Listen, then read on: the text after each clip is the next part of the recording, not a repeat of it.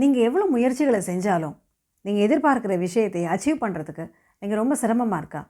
நீங்கள் எத்தனையோ மேனிஃபெஸ்டேஷன் மெத்தட்ஸை கூட நீங்கள் ஃபாலோ பண்ணிகிட்ருக்கலாம். அஃபர்மேஷன்ஸ் எழுதுறது, விஷுவலைசேஷன் பண்ணுறது, இது எல்லாம் செஞ்சால் கூட நான் எதிர்பார்க்குற விஷயம் நடக்க மாட்டேங்குது அப்படின்னு நீங்கள் கவலைப்படுறீங்களா?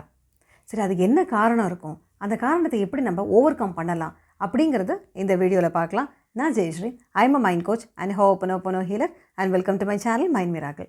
இது வரைக்கும் நம்மளுடைய சேனலுக்கு சப்ஸ்கிரைப் பண்ணாதவங்க சப்ஸ்கிரைப் பண்ணிக்கலாம். அப்போ தான் என்னுடைய வீடியோஸை தொடர்ச்சியாக உங்களால் பார்க்க முடியும். சரி, நீங்கள் எவ்வளோ முயற்சிகளை செஞ்சாலும் எதனால் நீங்கள் ஆசைப்படுற விஷயம் நடக்க மாட்டேங்குது? அதுக்கு என்ன காரணம் இருக்கலாம்? உங்களுடைய ஆழ்மனம் தான் உங்களுடைய வாழ்க்கையை 90% நடத்துது.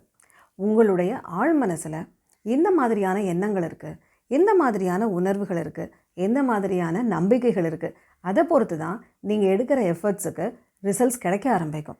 சப்போஸ் நீங்கள் வெளியில் 100% நீங்கள் முயற்சி பண்ணினாலும் உள்ளுக்குள்ளார உங்கள் மனசில் இந்த விஷயமெல்லாம் நடக்காது, எதுக்கு தேவையில்லாமல் எதுக்கு நீங்கள் இதுக்கு ஸ்ட்ரகிள் பண்ணுறீங்க, இதெல்லாம் நடக்கவே போகிறதில்ல அப்படிங்கிற மாதிரி மனசுக்குள்ளார ஒரு பிலீஃப் இருக்குது. அதாவது உங்களுடைய சப்கான்ஷியஸ் மைண்டில் ஒரு லிமிட்டிங் பிலீஃப் இருக்குது அப்படின்னு சொன்னால் நீங்கள் எவ்வளோதான் அதில் முயற்சிகள் பண்ணாலும் உங்களால் அந்த ரிசல்ட்ஸை அச்சீவ் பண்ண முடியாமல் போகலாம். சரி, எதனால் இந்த மாதிரியெல்லாம் வருது அப்படிங்கிறதையும் பார்த்துடலாம். சரி, இந்த சப்கான்ஷியஸ் மைண்ட் உங்களுக்கு சப்போர்ட்டிவாக இல்லை அப்படிங்கிறத எப்படி கண்டுபிடிக்கலாம்?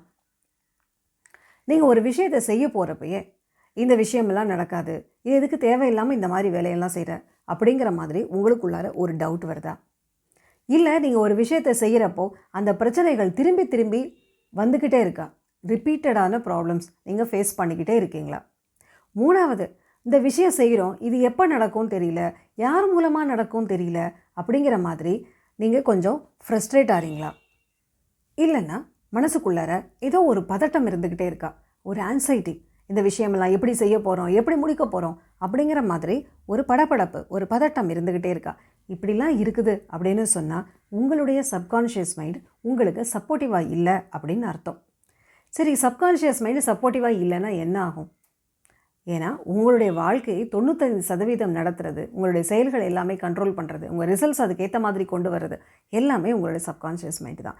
ஸோ கான்ஷியஸ் மைண்டால் எவ்வளோ ஒரு வில் பவரோட, எவ்வளோ மோட்டிவேட்டடாக நீங்கள் அந்த முயற்சிகள் எல்லாம் செஞ்சாலும் சப்கான்ஷியஸ் மைண்ட் அந்த ரிசல்ட்ஸை அச்சீவ் பண்ணுறதுக்கு அது தடையாக இருக்கும். எதனால் இந்த மாதிரி தடைகள் வருது அப்படிங்கிறதையும் பார்த்துடலாம். நம்பர் 1, உங்களுடைய சைல்ட்ஹுட்டோட எக்ஸ்பீரியன்சஸ். 2வது, நீங்கள் வளர வளர உங்கள் லைஃப்பில் ஏற்பட்ட சில தோல்விகள் காரணமாக இருக்கலாம். 3வது, ஏதாவது ஒரு மறக்க முடியாத துயரத்தை தந்த சம்பவங்கள், ஒரு ட்ராமா, அந்த மாதிரியான விஷயங்கள் இருந்தது அப்படின்னு சொன்னால் உங்கள் சப்கான்ஷியஸ் மைண்ட் நெகட்டிவிட்டி அதிகமாக ஸ்டோர் பண்ணி வச்சுருக்கோம். ஸோ அதனால் என்ன ஆகும்னா, நீங்கள் எவ்வளோ முயற்சிகள் செஞ்சாலும் நீங்கள் எதிர்பார்க்குற ரிசல்ட்ஸ் அச்சீவ் பண்ணுறது ரொம்ப கஷ்டமாக இருக்கும். சரி, இதை எப்படி மாற்றுறது அப்படிங்கிறதையும் பார்த்துடலாம். நம்பர் 1, உங்களுடைய தாட்ஸ். அதை நீங்கள் கவனிக்க ஆரம்பிங்க.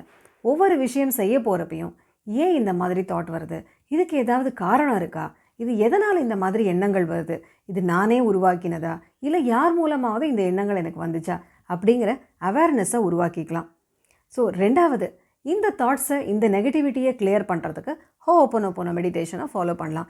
அதில் இருக்கிற 4 phrases, I am sorry, please forgive me, thank you, I love you அப்படிங்கிற 4 ஃப்ரேசஸை ரிப்பீட்டடாக சொல்கிறப்போ உங்களை அறியாமல் உங்கள் சப்கான்ஷியஸ் மைண்டில் இருக்கிற அந்த நெகட்டிவ் தாட்ஸ், நெகட்டிவ் ஃபீலிங்ஸ் கிளியராக ஆரம்பிக்கும்.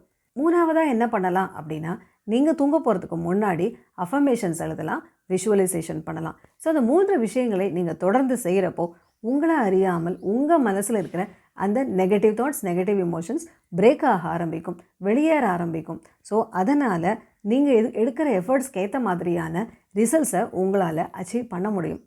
ஸோ உங்கள் சப்கான்ஷியஸ் மைண்டோட துணை கொண்டு நீங்கள் ஆசைப்படுற விஷயங்களை உங்களால் ஈஸியாக அச்சீவ் பண்ண முடியும். இந்த வீடியோ உங்களுக்கு பிடிச்சிருந்ததுன்னா லைக் பண்ணுங்கள். யாருக்காவது யூஸ்ஃபுல்லாக இருக்கும்னு நினச்சிங்கன்னா அவங்களுக்கு இதை ஷேர் பண்ணுங்கள். இந்த வீடியோவை பார்த்த அனைவருக்கும் என்னுடைய நன்றி.